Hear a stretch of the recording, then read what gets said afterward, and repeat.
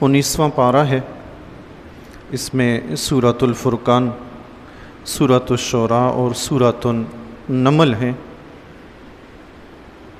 اللہ تبارک و تعالی نے سورۃ الفرقان کی ابتدائی آیات میں سورت کا تقریباً جو خلاصہ سمجھ لیں وہ ابتدائی آیات میں بیان کر دیا ہے، یعنی اللہ کی توحید، رسالت، یوم آخرت، پھر اس کے مطابق کفار و مشرکین کے جو اعتراضات تھے ان کو ذکر کیا، اور پھر اللہ تعالیٰ نے ان کا جواب بھی ارشاد فرمایا ہے۔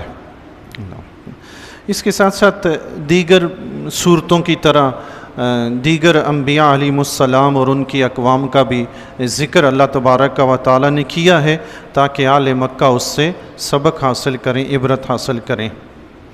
حضرت نوح علیہ السلام، موسیٰ علیہ السلام، قوم عاد اور قوم سمود کا ذکر اللہ تعالیٰ نے فرمایا ہے۔ اس صورت میں سے میں صرف ایک بات عرض کر کے دوسری صورت کی طرف نکلتا ہوں۔ اس میں اللہ تبارک و تعالیٰ نے اپنے محبوب بندوں کا ذکر بھی بڑی شان سے فرمایا ہے، بڑے پیارے انداز میں اللہ تعالیٰ نے فرمایا ہے۔ آیت نمبر 63 سے آیت نمبر 76 تک، اگر ہو سکے تو تفصیل سے گھر جا کے مطالعہ کر لیجیے گا۔ سورۃ الفرقان آیت نمبر 63 سے آیت نمبر 76 تک رب کائنات نے فرمایا وَعِبَادُ الرحمن، اللہ کے بندے، رحمان کے بندے وہ ہیں الذین یمشون علی الارض ہونا، جو زمین پر آہستگی سے چلتے ہیں۔ سبحان اللہ، ان کی چال میں تکبر نہیں ہوتا، بڑا پن نہیں ہوتا، اکھڑ مزاج نہیں ہوتے، بڑی شائستگی کے ساتھ زمین پر چلتے ہیں۔ ان کی چال سے ہی نظر آتا ہے یہ اللہ کا بندہ ہے۔ سبحان اللہ، آپ دیکھیں گے جی زمین پہ چلتے ہوئے کئی لوگ آپ کو نظر آئیں گے، جب آپ دیکھیں گے تو دیکھنے کے بعد انسان کی چال ڈھال سے انسان دیکھ کر فیصلہ کر لیتا ہے کہ یہ کس مزاج کا شخص ہے۔ کچھ ہوتے ہیں گریبان کھولے، بازو چڑھائے جا رہے ہیں، دیکھنے والا کیا کہتے ہیں کوئی بدماش جا رہا ہے، ایسا ہوتا ہے نا۔ کسی نے ہاتھ میں اسلحہ اٹھایا ہوگا تو دیکھ کر کہیں گے کوئی چور ڈاکو، کوئی بدماش جا رہا ہے جی، لیکن سلجھا ہوا شخص ہوگا، بٹن بند ہیں، بازو صحیح کھلے طریقے سے، لباس اچھا طریقے سے، چلنے کا طور طریقہ سلجھا ہوا، دیکھ کے ہی نظر آتا ہے یہ اللہ کا کوئی نیک بندہ ہے۔ دیکھیں نا آپ کتنے ہمارے بزرگ جب راستے میں جاتے ہیں آپ خود دیکھتے ہوں گے، نظر آتا ہے کہ بھئی یہ نمازی بندہ ہے، یہ بڑا اچھا نیک بندہ ہے۔ اللہ تعالیٰ نے ایک صرف تو یہ ذکر فرمائی کہ اللہ کے پیارے بندے زمین پر آہستگی سے چلتے ہیں، نرم مزاجی سے چلتے ہیں، پھر یہ بھی ساتھ ذکر فرمایا کہ جب جاہل ان سے مخاطب ہوتے ہیں تو وہ انہیں سلام کہہ کے گزر جاتے ہیں، ان سے الجھتے نہیں، لڑائی جھگڑا کرنے کے بجائے چپ کر کے اپنی راہ لے لیتے ہیں۔ میں نے ایک دانشور کے بارے میں سنا، اس سے کسی نے پوچھا کہ آپ سے جب جہلا الجھتے ہیں، باس مباحثہ کرتے ہیں تو آپ ان سے جان کیسے چھڑاتے ہیں؟ انہوں نے کہا میں بس یہی کہتا ہوں کہ آپ ٹھیک کہہ رہے ہیں، یہ کہہ کے نکل جاتا ہوں، چلا جاتا ہوں۔ کوئی الجھنا شروع کر دے نا، بات مانتا نہیں ہے تو میں بس صرف یہی کہتا ہوں آپ ٹھیک کہہ رہے ہیں، اور میں چپ کر کے نکل جاتا ہوں۔ اس نے کہا نہیں، پھر بھی کوئی آپ جب وہ باس مباحثہ کر رہا ہے کوئی آپ جواب تو دیتے ہوں گے نا، کچھ تو کہتے ہوں گے۔ اس نے کہا آپ ٹھیک کہہ رہے ہیں، اور چپ کر کے چلا گیا۔ بات سمجھے آپ؟ یہ بھی اس سے الجھ رہا تھا کہ نہیں مجھے بتائیں آپ ان کو کیا جواب دیتے ہیں۔ اس نے کہا آپ ٹھیک کہہ رہے ہیں، اللہ حافظ، چپ کر کے نکل گیا۔ اللہ تعالیٰ نے فرمایا اللہ کے بندے جہلا سے نہیں الجھتے، جب ان سے مخاطب ہوتے ہیں وہ چپ کر کے سلام کر کے نکل جاتے ہیں۔ پھر یہ بھی اللہ تعالیٰ نے فرمایا وہ اللہ کے نیک پیارے بندے دن میں بھی عبادت کرتے ہیں، رات میں بھی عبادت کرتے ہیں، رات میں اٹھ کر عبادت کرتے ہیں، اللہ کی بارگاہ میں گڑ گڑاتے ہیں، عبادت کرنے کے بعد پھر اللہ کی بارگاہ میں ہاتھ اٹھاتے ہیں اور رو کر عرض کرتے ہیں مولا ہم گناہگار ہیں، ہمیں بخش دے۔ سبحان اللہ، عبادت کرنے کے بعد، گناہ کر کے نہیں، عبادت کر کے کہتے ہیں مولا بخش دے۔ یہ اللہ کے نیک بندے ہوتے ہیں، یہ اللہ کی نیک بندوں کی شان ہے۔ وہ جتنا عبادت میں آگے بڑھیں گے اتنا ان کے اندر اللہ کا خوف خشیت اتنی زیادہ پیدا ہوتی ہے، وہ اپنی عبادت کو اللہ کی شان کے سامنے انتہائی کم تر سمجھتے ہیں۔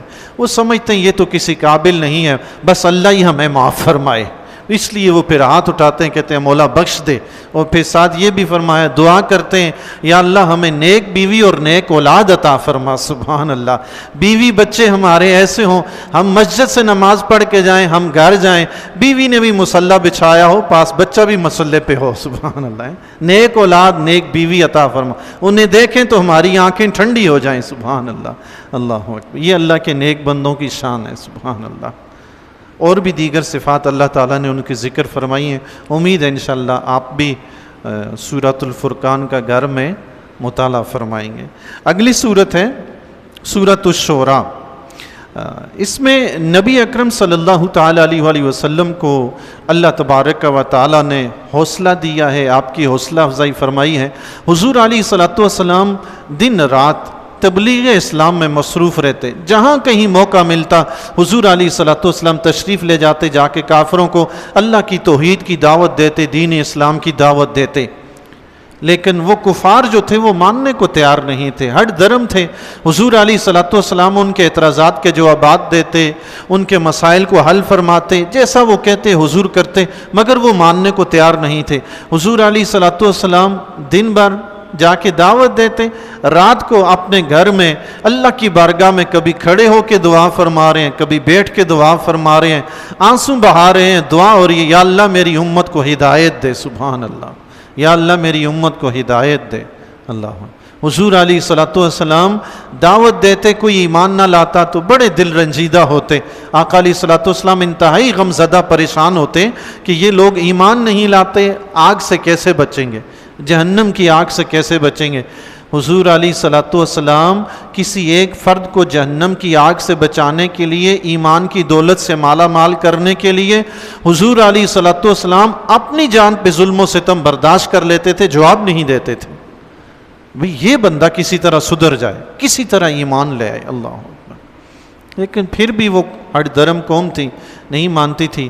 اللہ تعالیٰ نے حضور علیہ الصلوۃ والسلام سے فرمایا پیارے حبیب آپ غم زدہ نہ ہوں، رنجیدہ نہ ہوں، اگر ہم چاہتے تو ان سب کو ایمان کی دولت عطا کر دیتے، مگر ہماری حکمت یہ ہے کہ ہم زور زبردستی سے کسی کو یہ دین نہیں دیتے، ہماری یہ حکمت ہے، آپ رنجیدہ پریشان نہ ہوں۔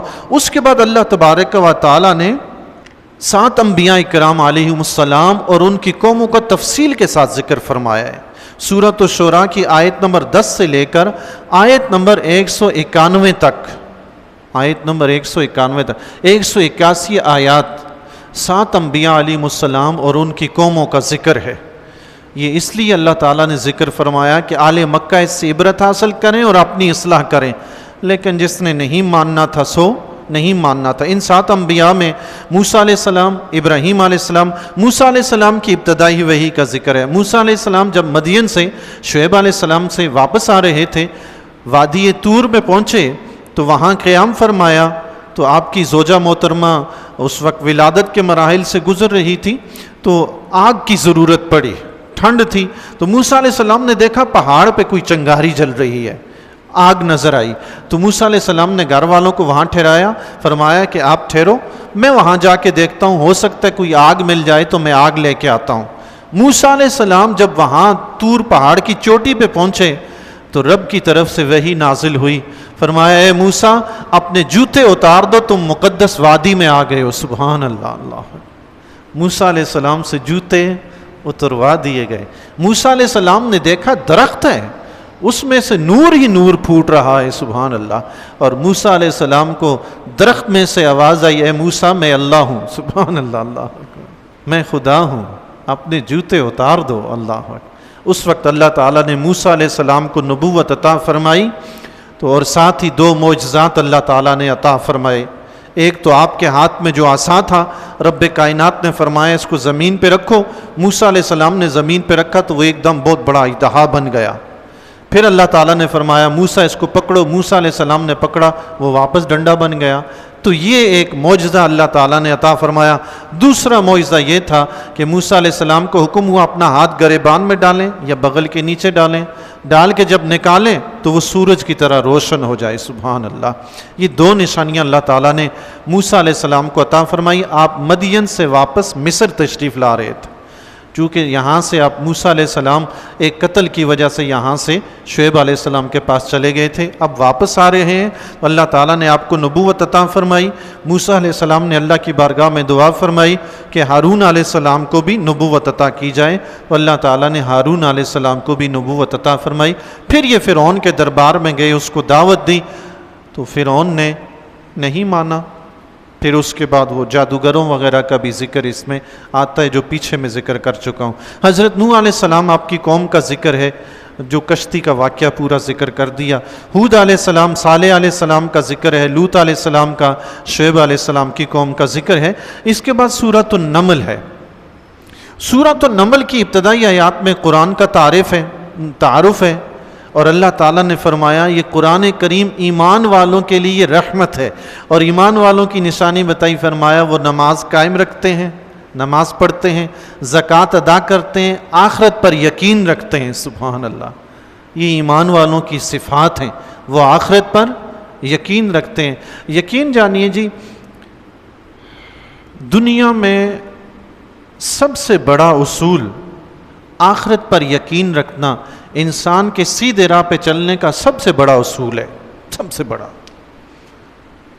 آپ دیکھیں جی، معاشرے میں چوری ڈکیتی سے لوگ کیوں ڈرتے ہیں؟ اس لیے ڈرتے ہیں، ان کو پتہ ہے پولیس والے پکڑ کے لے جائیں گے، جواب دینا پڑے گا، اس لیے زیادہ تر لوگ چوری نہیں کرتے۔ کوئی قتل نہیں کرتا، کیوں؟ اس کو پتہ ہے بدلے میں مجھے قتل کر دیا جائے گا، نہیں کرتا۔ ان چیزوں سے ہم باز اس لیے رہتے ہیں کہ ہمیں پتہ ہے کہ اگر یہ حرکت کی تو سزا ملے گی۔ اب جس بندے کو یہ یقین ہے کہ دنیا میں میں نے یہ کام کیے تو مجھے تو رب سزا دے گا، تو وہ بھی ڈر کے مارے وہ کام نہیں کرتا۔ آخرت کا یقین بندہ مومن کو، کسی بھی انسان کو نیک بنانے کے لیے سب سے بڑا کردار ادا کرتا ہے۔ یہی وجہ ہے کہ مسلمان غلط کام کرنے سے زیادہ ڈرتے ہیں۔ اگرچہ مسلمان قوم کو بدنام کر دیا گیا ہے، مگر اب بھی اللہ کے فضل و کرم سے مسلمان جیسی اچھی قوم کوئی نہیں ہے، کوئی نہیں ہے۔ 2 4 5 10 افراد کو اٹھا کے آپ اچھالیں، انہوں نے یہ کر دیا وہ کر دیا، دوسری قوموں میں 2 4 کیا 2000 ہوتے ہیں، 4000 ہوتے ہیں، لیکن ان کو چھپا دیتے ہیں، ظاہر نہیں کرتے۔ فرق صرف اتنا ہے بس، ورنہ اللہ کے فضل و کرم سے جو قوم اللہ پر یقین رکھتی ہے، جو اس بات پر یقین رکھتی ہے کہ مرنے کے بعد قبر میں بھی پوچھ گچھ ہوگی، معاشر میں بھی پوچھ گچھ ہوگی، وہ کیسے پنگے کرے گی بھائی؟ وہ قوم تو اپنی جان پہ کیسے کھیلے؟ ایسا نہیں ہو سکتا۔ انسان ہے بہرحال، کسی سے تھوڑی بہت غلطیاں ہو جاتی ہیں، مگر ایسا نہیں ہے کہ بدترین قوم بن جائے مسلمان۔ اللہ کے فضل و کرم سے بہترین قوم ہے مسلمان۔ اللہ تعالیٰ نے اس کے بعد جو ہے موسیٰ علیہ السلام کا ذکر فرمایا، اور آپ کی ابتدائی دعوت کا یہاں پہ فرعون کو ذکر ہے۔ پھر اس کے بعد حضرت سلیمان علیہ السلام اور داؤد علیہ السلام کا ذکر ہے۔ سلیمان علیہ السلام حضرت داؤد علیہ السلام کے بیٹے ہیں۔ فرعون کو موسیٰ علیہ السلام نے دعوت دی۔ فرعون کون تھا؟ ملک مصر کا بادشاہ تھا، مصر کا بادشاہ تھا۔ اچھا، تھوڑا سا میں ایک چیز عرض کر دوں یہاں پہ۔ فرعون جو تھا وہ گھر سے جب نکلا تھا محنت مزدوری کرنے کے لیے نکلا تھا، اس کے گھر میں کھانے کو کچھ نہیں تھا۔ مصر میں آیا تو اس نے دیکھا کہ کوئی کاروبار کرے، تو کاروبار مل کوئی نہیں رہا تھا، کافی دن پریشان پھرتا رہا۔ تو ایک دن اس نے کسی کے مشورے سے یا خود اس کو خیال آیا کہ بازار میں تربوز بہت مہنگا بکتا ہے۔ مثال کے طور پہ بازار پہ 40 روپے کا ہے بازار میں ایک تربوز، اور دیہات سے جا کر لیں تو وہ 1 درہم کا ملتا ہے۔ تو اس نے کہا یہ کیوں نہ ہو کہ میں دیہات سے تربوز خرید کے لاؤں اور ان کو شہر میں بیچوں، اچھا خاصا نفع کماؤں گا۔ تو وہ گیا، جب شہر سے دیہات سے جب تربوز لے کے آیا تو راستے میں قدم قدم پہ چنگی والے تھے، ٹیکس والے، بھئی ٹیکس دو۔ وہ ٹیکس دیتے دیتے بیچارے کے پاس جو کچھ تربوز وہ خرید کے لایا تھا جتنے کے اتنے بھی نہ بچے کہ ان کے پیسے ہی واپس آ جائیں۔ یہ بڑا پریشان ہوا کہ بھئی یہاں تو ماجرا ہی غلط ہے۔ اس نے کہا کہ جب دیکھتا پوچھتا کوئی ہے نہیں، حکمرانوں کا یہ حال ہے، پوچھتے نہیں ہیں، جس کا دل چاہتا ہے بدماشی کرتے ہیں۔ یہاں ہمارے کراچی میں آپ دیکھ لیں جی، اللہ تعالیٰ معاف فرمائے، کل تک وہ روڈ ہے، سڑک ہے، آپ آ رہے ہیں جا رہے ہیں، آج 2 4 دکانیں مارکیٹ وہاں بنی، دوسرے دن آپ جائیں گے 20 روپے پارکنگ کے دیں گے۔ وہ بھائی کس چیز کی پارکنگ؟ یہ روڈ ہے۔ میں تو کبھی کبھی الجھ جاتا ہوں، لیکن پھر خیال آتا ہے میں اکیلا الجھ کے کیا کروں گا کسی سے؟ قدم قدم پہ جس کا دل آیا، پرچیاں بنوانی کوئی مشکل ہے؟ KMC کا نام لکھنا کوئی مشکل ہے؟ کچھ بھی مشکل نہیں ہے بھائی، جب پوچھنے والا کوئی نہ ہو پھر کوئی بھی مشکل چیز نہیں ہوتی۔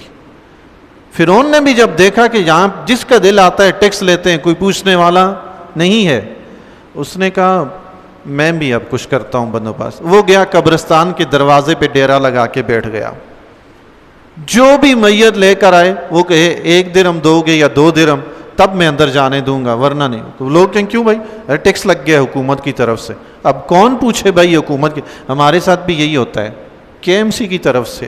بھائی کس نے پارکنگ کی؟ کے ایم سی کی طرف سے۔ اب کون جائے کے ایم سی سے جا کے پوچھے یہ کیوں ہے؟ حکومت کی طرف سے۔ اب کون جائے جا کے کسی وزیر سے پوچھے بھائی یہ مسئلہ ہے، چینی 40 روپے سے 100 روپے کلو، یہ کیا ہوا بھائی؟ مہنگی ہو گئی بھائی، مہنگائی ہو گئی ہے، کوئی پوچھنے والا نہیں۔ دودھ 80 روپے سے 130 پہ چلا گیا، کوئی پوچھنے والا نہیں ہے۔ حاکم بننا تو بڑا آسان ہے، حکمرانی کرنا بڑا مشکل کام ہے۔ یہ جتنے بھی لوگ پریشان ہیں نا، بندہ ایک اپنا جواب نہیں دے سکے گا تو اتنے کروڑوں لوگوں کا جواب کیسے دے گا وہ؟ اللہ تعالیٰ اپنی حفظ و امان میں رکھے جی۔ حضرت عمر بن خطاب رضی اللہ تعالیٰ عنہ کو کسی نے غالباً 1 سال یا 2 سال کے بعد خواب میں دیکھا۔ حضرت عمر بن خطاب رضی اللہ تعالیٰ عنہ، آپ کے عدل کا کون معترف نہیں، پوری دنیا جانتی ہے کہ آپ عادل حکمران تھے۔ تو کسی نے خواب میں دیکھا سال کے بعد، پوچھا کیا گزری؟ فرمایا ابھی ابھی حساب سے فارغ ہوا ہوں۔ فرعون نے جب دیکھا پوچھنے والا کوئی نہیں تو قبرستان پہ بیٹھ کے ٹیکس لگا دیا، جو بھی مردہ ہے 2 درہم لے تب دفنا ہوگا۔ بہرحال وہ یہاں سے کرتے کرتے، بات لمبی ہوگی، مجھے کچھ اور بھی کہنا ہے، تو یہاں سے کرتے کرتے وہ بادشاہ کا ایک مردہ آیا، اس کا کوئی رشتہ دار، تو کہنے لگا ٹیکس دو گے؟ انہوں نے کہا کیسا ٹیکس؟ کہنے لگا بادشاہ نے لگایا۔ انہوں نے کہا یہ بادشاہ کا ہی مردہ ہے؟ تمہیں کس نے کہا کہ بادشاہ نے ٹیکس لگایا؟ بادشاہ تک بات پہنچی، اس کو بلا لیا گیا، بڑا شاطر انسان تھا۔ بادشاہ نے پوچھا یہ تم نے کیا حرکت کی ہے؟ اس نے کہا بادشاہ سلامت، مجھے ملامت نہ کریں، میں اصل میں آپ کو سیدھی سی بات بتاتا ہوں، یہاں اصل میں مسئلہ یہ تھا، کوئی پوچھنے والا تھا نہیں یہ وہ، تو میں نے یہ ایک بہانہ بنایا تھا کسی طرح آپ تک پہنچ جاؤں، آپ کی رعایا کے حالات بگڑے ہوئے ہیں، اس کو درست کرنے کی ضرورت ہے۔ بادشاہ نے کہا اچھا بھائی چلو تم میرے وزیر بن جاؤ، تم ہی رعایا کے معاملات درست کرو۔ یہ خزانے کا مالک بن گیا اس طرح بادشاہ کے پاس۔ اس نے جناب رعایا کو بڑے عدل و انصاف سے یہ وہ گیر گور کے ان پہ بڑے خزانے وغیرہ لوٹا کے اپنا گرویدہ کر لیا۔ بادشاہ جب مرا انہوں نے اسی کو بادشاہ بنا دیا۔ یہ جب بادشاہ بنا تو پھر رفتہ رفتہ ایک غریب مزدور سے خدا بن بیٹھا، صرف مصر کی سلطنت ملی، اس نے خدائی دعویٰ کر دیا۔ موسیٰ علیہ السلام نے دعوت دی، نہیں مانا، چھوٹا سا ملک تھا ملک مصر، اس کا بادشاہ بنا، خدائی دعویٰ کر دیا۔ مگر اس کے ساتھ ہی اللہ تعالیٰ نے حضرت سلیمان علیہ السلام کا ذکر فرمایا ہے، جن کو اللہ تعالیٰ نے پوری کائنات پہ حکومت عطا فرمائی، سبحان، پوری دنیا پہ حکومت عطا فرمائی۔ اللہ تعالیٰ نے جنات کو، انسانوں کو، پرندوں کو آپ کے لیے مسخر کر دیا، آپ کے تابع کر دیا۔ ہوا آپ کے مسخر ہے، جس طرف چاہتے حکم دیتے ہیں، آپ کا تخت اڑا کے لے کے چلی جاتی ہے ہوا۔ کوئی بادشاہ ایسا گزرا ہے؟ لیکن اس ساری سلطنت کے باوجود آپ کے درباریوں میں بھی ایسے ایسے درباری موجود جو ملکہ سبا کا تخت چشم زدن میں اٹھا کے لے آئیں، چٹکی میں، سبحان، چٹکی بجانے میں دیر لگتی ہے، وہ تخت اس سے بھی پہلے آ گیا، سبحان اللہ، ایسے ایسے۔ لیکن اس کے باوجود بارگاہ الہی میں کیا کہتے ہیں؟ مولا یہ سب تیرا فضل ہے، میں کچھ نہیں۔ اللہ اکبر، اتنی بڑی سلطنت، اتنی بڑی طاقت کے باوجود بارگاہ الہی میں عاجزی اور انکساری ہے۔ اور ادھر فرعون کو دیکھیں، تھوڑا سا ملا تو خدا بن بیٹھا۔ بہرحال اللہ والے بندوں میں، دنیا والے بندوں میں یہی فرق ہوتا ہے۔ اللہ اکبر۔ حضرت سلیمان علیہ السلام کا واقعہ ہے، آپ کا پورا یہاں پہ ذکر ہو رہا ہے۔ ایک دن سلیمان علیہ السلام کو اللہ نے ایسی شان عطا فرمائی تھی، جنات بھی آپ کے حکم کے پابند تھے، انسان بھی پابند تھے، پرندے بھی پابند تھے، آپ کو پرندوں کی بولی بھی بولنی آتی تھی، سبحان اللہ۔ حضرت سلیمان علیہ السلام، اللہ، ہوا آپ کے لیے مسخر ہے۔ ایک دن حضرت سلیمان علیہ السلام کہیں تشریف لے جا رہے تھے، وادی نمل سے گزرے۔ وادی نمل چیونٹیوں کی وادی، وہاں کثرت سے چیونٹیاں پائی جاتی تھی۔ کئی کلومیٹر کے فاصلے پہ سلیمان علیہ السلام کا لشکر ہے، تو چیونٹیوں کی ملکہ نے چیونٹیوں سے کہا کہ جلدی جلدی اپنی بلوں میں داخل ہو جاؤ، سلیمان علیہ السلام کا لشکر آ رہا ہے، کہیں ایسا نہ ہو بے خیالی میں ان کا لشکر تمہیں رون ڈالے۔ مجھے یہ بتائیں، چیونٹی وہاں دروازے پہ ہو، میں یہاں بیٹھا ہوں، وہاں سے یہاں چیونٹی دیکھے گی؟ میں تو سمجھتا ہوں نہیں دیکھے گی، لیکن قرآن تو کہہ رہا ہے کہ اس نے تو سلیمان علیہ السلام کا لشکر دیکھ لیا، اتنے فاصلے سے نہیں، کئی کلومیٹر کے فاصلے سے۔ چیونٹی کی آواز آج تک کسی نے سنی ہے؟ سائنس نے کوئی ایسا آلہ ایجاد کیا ہے جو چیونٹی کی آواز سناتا ہو؟ ابھی تک ایسا کوئی آلہ ایجاد نہیں ہوا۔ اچھا چلیں ایسا آلہ ایجاد ہو جائے، چیونٹی کی آواز سن بھی لے، سنا بھی دے، سمجھ کس کو آئے گی؟ کئی کلومیٹر کے فاصلے سے چیونٹی نے، ملکہ نے اپنی چیونٹیوں سے کہا کہ بلوں میں گھس جاؤ، اور ادھر سلیمان علیہ السلام نے سن بھی لیا اور مسکرائے۔ سبحان اللہ، قرآن کہتا ہے سلیمان علیہ السلام نے سنا اور مسکرائے۔ اب بتائیں جی، میری سماعت اور نبی کی سماعت میں زمین و آسمان کا فرق ہے کہ نہیں؟ بتائیں جی۔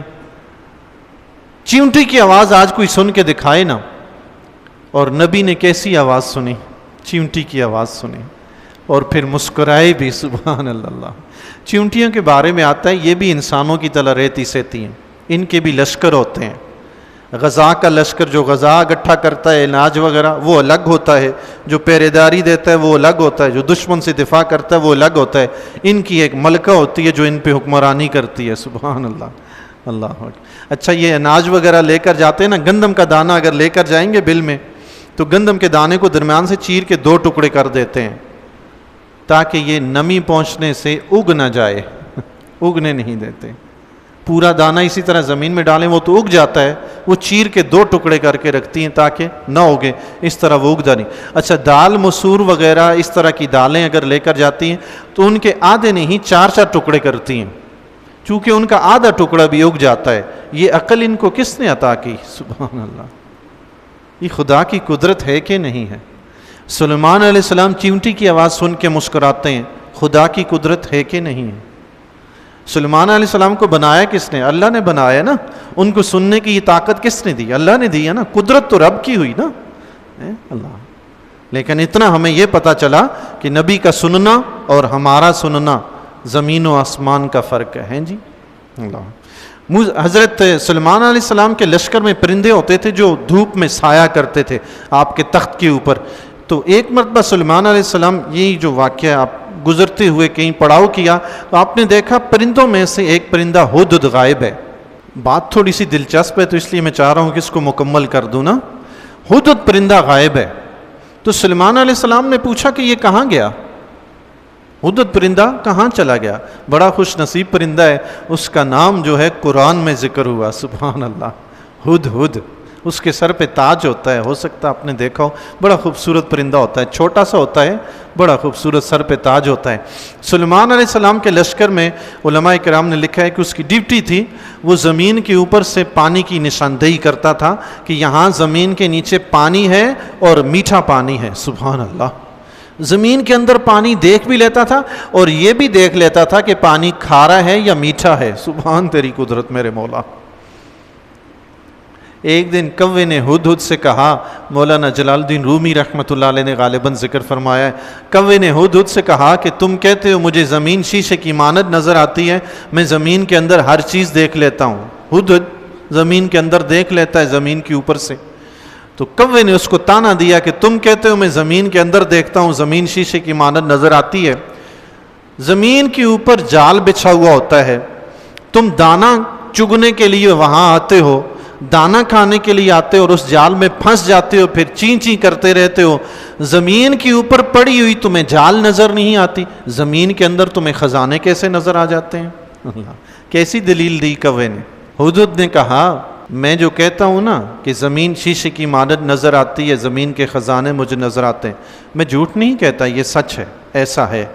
لیکن جب زمین کے اوپر بچھا ہوا مجھے جال نظر نہیں آتا، میں جال میں پھنس جاتا ہوں، اس وقت میری آنکھوں پہ تقدیر کا پردہ پڑا ہوا ہوتا ہے۔ سبحان اللہ، اس وقت یعنی میرے مقدر میں لکھا ہوتا ہے کہ میرے ساتھ ایسا ہونا ہے، تب میں پھنس جاتا ہوں، ورنہ زمین مجھے نظر آتی ہے کہ اس کے اندر کیا کچھ ہے۔ تو ہدہد نظر نہ آیا تو حضرت سلیمان علیہ السلام نے پوچھا کہاں گیا؟ اگر اس نے کوئی صحیح وجہ غائب ہونے کی نہ بتائی اس کو سخت سزا دی جائے گی یا میں اس کو ذبح ہی کر ڈالوں گا۔ یہ ہوتا ہے حاکم جو اپنی فوج کی بھی خبر لے، کہاں گئے تھے، کیوں گئے تھے، کس سے پوچھ کے گئے تھے۔ حاکم یہ ہوتا ہے ایسا تو نہیں کہ حاکم کو پتہ ہی نہ ہو، ایک جناب وزیر ہے، ملازم ہے، وہ اپنے کارنامے کر رہا ہے، دوسرا اپنے کر رہا ہے، تیسرا اپنے کر رہا ہے، چوتھا اپنے، حاکم صاحب کو پتہ ہی نہیں، کیسا حکمران ہے وہ؟ حضرت سلیمان علیہ السلام نے جب ہدہد آیا پوچھا کہاں گئے تھے، بتاؤ تمہاری خیر نہیں ہے، صحیح صحیح بتاؤ کہاں گئے تھے؟ اس نے کہا حضور میں آپ کے لیے ایک خبر لایا ہوں۔ کیا خبر ہے؟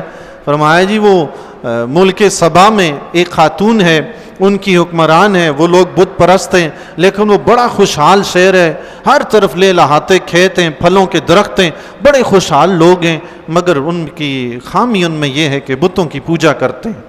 سلیمان علیہ السلام نے فرمایا میں اس کی تحقیق کرتا ہوں، اگر تمہاری بات سچ ہوئی تو ٹھیک، اگر سچ نہ ہوئی تو تمہیں سزا ملے گی۔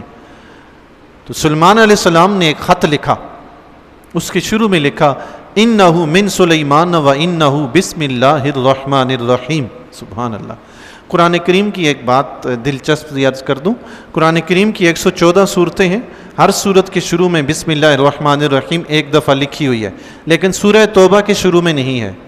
تو سورہ توبہ سے ہٹا دیں تو پیچھے 113 صورتوں پہ وہ بسم اللہ الرحمن الرحیم لکھی ہوئی ہے۔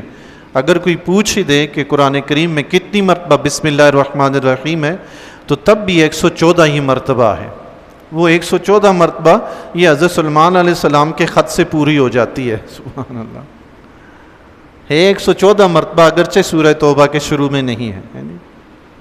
سلیمان علیہ السلام نے خط لکھ کے دیا، ہدہد لے کر گیا، اس نے ملکہ سبا جو تھی اس کو دیا، اس کی جھولی میں اوپر سے گرا دیا۔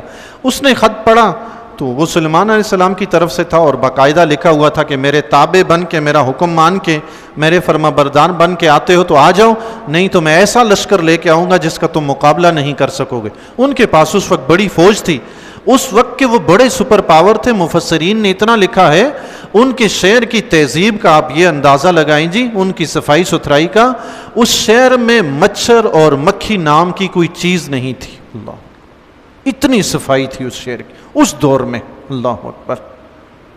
کہتے ہیں پہاڑوں سے بارش کا پانی برستا تھا تو ملکہ سبا نے پہاڑوں کے درمیان میں ایک درہ تھا بہت بڑا، اس نے آگے دیوار لگا کے بند بنوا کے عالی شان قسم کا بند باندھ دیا تھا، وہ ایک بہت بڑا ڈیم بن گیا تھا، اس سے فصلیں وہ سیراب کرتے تھے، اور اوپر نیچے کئی اس کے سوراخ تھے، جتنا پانی کی ضرورت ہوتی اتنے سوراخ کھولتے اور وہ کھیتوں کو سیراب کرتے تھے۔ اللہ، اس دور میں آج سے دیکھیں جی ہزاروں سال پہلے لوگ کتنے ترقی یافتہ تھے۔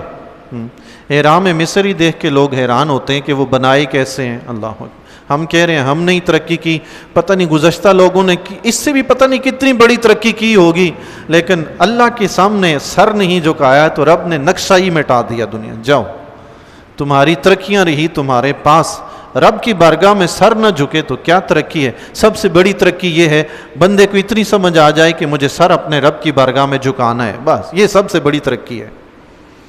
ملکہ سبا کے پاس خط پہنچا، اس نے پڑھا، درباریوں کو بلایا، فوجیوں کو بلایا، کیا کیا جائے؟ فوجیوں نے اپنی طاقت کا مظاہرہ کیا، جذبہ ہوتا ہے نا، ہم جنگ لڑیں گے لیکن فیصلہ آپ کا ہے۔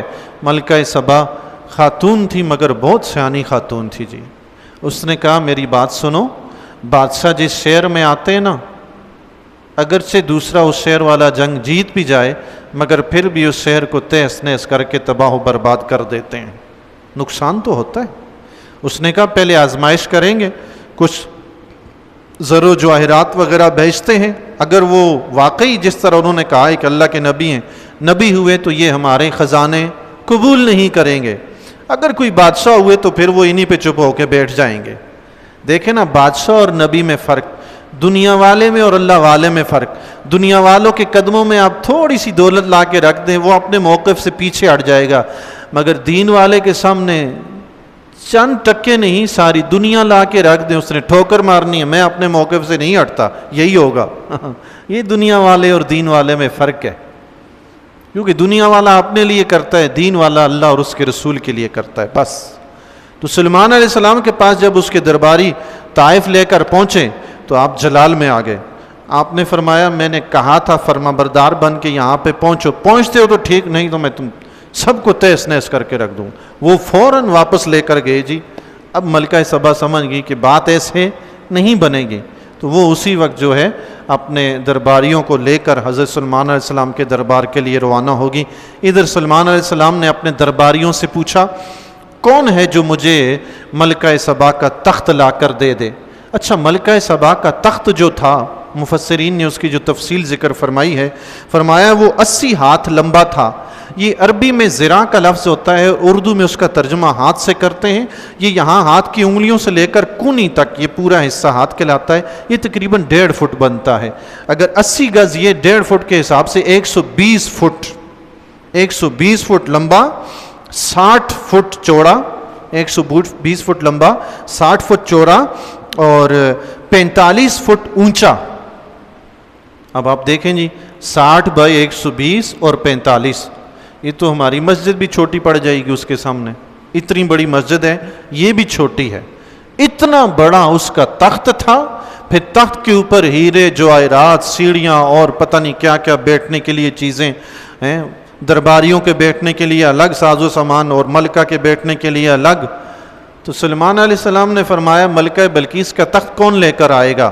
ایک جن تھا، بڑا قوی ہیکل جن تھا، اس نے کہا میں اٹھا کے لاتا ہوں۔ سلیمان علیہ السلام نے فرمایا کتنی دیر لگاؤ گے؟ دیکھیں سلیمان علیہ السلام کو پتہ تھا کہ تخت بھی اٹھانے کی کتنی اللہ نے ہمیں قوت بخشی ہے، سبحان تیری قدرت میرے مولا، لیکن اس کے باوجود کام جب ہو جاتا ہے کیا کہتے ہیں؟ مولا یہ سب تیرا فضل تھا۔ اللہ، ادھر فرعون کو دیکھیں، تھوڑی سی سلطنت ملی ہے تو اکڑ گیا۔ اللہ، سلیمان علیہ السلام نے جن سے پوچھا کتنی دیر لگاؤ؟ اس نے کہا جی میں آپ کا دربار ختم ہونے سے پہلے تخت لے آؤں گا۔ تو سلیمان علیہ السلام نے فرمایا نہیں۔ اچھا، علماء کرام نے لکھا ہے جہاں سلیمان علیہ السلام تشریف فرما تھے، ملک سبا سے وہاں تک کا فاصلہ 1700 کلومیٹر تھا۔ یہاں سے راولپنڈی 1700 کلومیٹر ہے، 24 گھنٹے سے 30 گھنٹے لگ جاتے ہیں ریل میں سفر کرتے ہوئے۔ 1700 کلومیٹر کا فاصلہ تھا۔ تو جن نے کہا کہ آپ کا دربار ختم ہونے سے پہلے میں لے آؤں گا، اور وہ دربار کا کہتے ہیں بزرگان دین نے لکھا ہے کہ فجر سے لے کر اشراق تک، عصر سے لے کر مغرب تک اتنا آپ کا ٹائم ہوا کرتا تھا، دربار لگاتے تھے۔ یعنی کہ 1 گھنٹے کے اندر 1700 کلومیٹر کے فاصلے سے وہ تخت اٹھا کے لائے گا۔ سلیمان علیہ السلام نے فرمایا مجھے اس سے بھی پہلے چاہیے، تم نہیں لا سکتے۔ اللہ اکبر۔ اب حضرت سلیمان علیہ السلام کے دربار میں آپ کا ایک وزیر تھا، مفسرین نے ان کا نام آصف بن برخیہ لکھا ہے۔ وہ جن نہیں تھے، وہ انسان تھے، اللہ کے ولی تھے، نبی کے مصاحب تھے، اللہ نبی کے وزیر تھے، اللہ کے ولی تھے۔ انہوں نے کہا حضور میں لے کے آتا ہوں۔ سبحان اللہ۔ حضرت سلیمان علیہ السلام نے پوچھا کتنی دیر میں لاؤ گے؟ فرمایا حضور پلک جھپکنے سے پہلے لے آؤں گا۔ سبحان اللہ۔ کس نے کہا؟ انسان نے، جن نے نہیں۔ جن کی طاقت کی تو دنیا قائل ہے کہ ابھی یہاں سے پنڈی میں آدھے گھنٹے میں پہنچ جائے، پونے گھنٹے میں ہو سکتا ہے وہاں سے کوئی چیز لا کے ہمیں دے دے، دیر نہیں لگتی، لیکن وہ انسان کی رفتار سے کم ہے۔ جو انسان کو اللہ نے قوت بخشی ہے نا، اگر انسان اپنی اس قوت کو پا لے نا، جن اس کے سامنے کچھ بھی نہیں ہے۔ وہ کسی نے تو انسان کی شان کو بڑے خوبصورت انداز میں بیان فرمایا ہے، اس نے کہا فرشتوں سے بڑھ کر ہے انسان بننا، مگر اس میں لگتی ہے محنت زیادہ۔ اللہ تعالیٰ عام فرشتوں میں بھی مراتب ہوتے ہیں، جس طرح انسانوں میں بھی مراتب ہیں، فرشتوں میں بھی مراتب ہیں۔ انسان اگر ولی کے مقام پہ پہنچ جائے تو عام فرشتوں سے افضل ہو جاتا ہے، مگر ولی بننے میں محنت لگتی ہے جی اللہ۔ تو آصف بن برخیہ نے کہا جی میں آنکھ جھپکنے سے پہلے، آنکھ جھپکنے میں 1 سیکنڈ لگ جاتا ہے، اس سے پہلے یعنی آدھے سیکنڈ میں۔ اب آپ اندازہ لگائیں، اتنا بڑا تخت جو ہماری مسجد سے بھی بڑا ہے، 1700 کلومیٹر کے فاصلے پہ پڑا ہے، اسے لائیں گے تو آنکھ جھپکنے سے پہلے۔ صرف کہا نہیں، قرآن گواہی دیتا ہے کہ وہ لے کر بھی آئے۔ سبحان اللہ۔ حضرت سلیمان علیہ السلام کے دربار میں جب وہ پہنچی ملکہ سبا، تو آپ نے اس کا تخت اس کے سامنے وہاں رکھا ہوا تھا دیکھا، اس سے پوچھا کیا یہ تمہارا تخت ایسا ہی تو نہیں ہے؟ اس نے کہا مجھے تو لگتا ہے یہ میرا ہی تخت ہے، اور میں تو آپ کی شان کی پہلے ہی معترف ہو گئی ہوں، میں تو پہلے ہی سمجھ گئی تھی کہ آپ بڑی شان والے ہیں۔ سبحان اللہ۔ پھر حضرت سلیمان علیہ السلام اسے اپنے محل میں لے گئے۔ حضرت سلیمان علیہ السلام کا محل تھا بہت بڑا۔ اس دور میں سلیمان علیہ السلام کے محل کا جو فرش تھا وہ شیشے کا بنا ہوا تھا، اس کے نیچے پانی بہ رہا تھا۔ سبحان تیری قدرت۔ ملکہ سبا جب فرش پہ چلنے کے لیے اس نے دیکھا پانی ہے، شیشہ تھا، پانی اور شیشے کے درمیان میں کچھ فاصلہ نظر نہیں آتا تھا۔ اس نے کہا شاید یہ پانی ہے، پانی سے چل کے تخت پہ جانا ہے۔ اس نے اپنی پنڈلیوں سے شلوار اوپر کی تو سلیمان علیہ السلام نے فرمایا اونچی نہیں کرو، یہ فرش ہے، پانی نہیں ہے۔ سبحان اللہ، پانی تو اس کے نیچے ہے۔ اللہ، اب آپ دیکھیں اس دور میں بھی جی اتنا شاہانہ انداز ہے۔ سلیمان علیہ السلام کو رب نے بادشاہت دی تھی نا جی۔ اللہ، آپ تفصیل سے اگر تفسیر خود پڑھیں گے تو پورا لطف اس وقت آئے گا۔ میں نے تو بیچ میں سے ادھر ادھر سے کاٹ کوٹ کے ایک خلاصہ صاحب کے سامنے عرض کر دیا، پورا آپ پڑھیں گے تو انشاءاللہ ایمان تازہ ہوگا۔ حضرت سلیمان علیہ السلام اتنی بڑی شہنشاہیت کے باوجود، سلطنت کے باوجود اللہ کے حضور سربہ سجود رہے، ہمیشہ عاجزی و انکساری کرتے رہے۔ دوسری طرف اللہ نے فرعون کا ذکر فرمایا جو سرکش ہو گیا تھا۔ اللہ تبارک و تعالی جو بھی نعمت ہمیں عطا فرمائے اس کا شکر ادا کرنے کی توفیق